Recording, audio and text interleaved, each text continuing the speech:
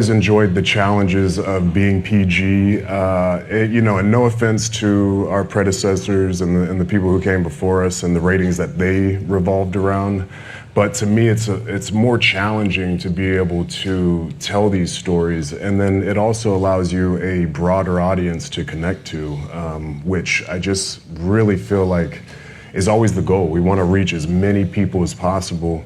And I think there's a fine limit to when you can kind of cross that threshold to where you push people off from the product. So I think there's a nice, there's going to be a nice little range there that we can play with and, push the envelope in certain senses. But I think we need to stick to our values and kind of the morals that we've set in place and the culture that we have now. It's all storyline dependent also. Yeah.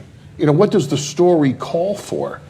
There are stories on our show that call for a kiss at the end. There are stories on our show that calls for a punch at the end. There are stories on our show that calls for a level of aggression that transcends into violence. Mm. So it really is storyline dependent. What is the intensity? What is the purpose? What is the theme of the story that we're trying to tell?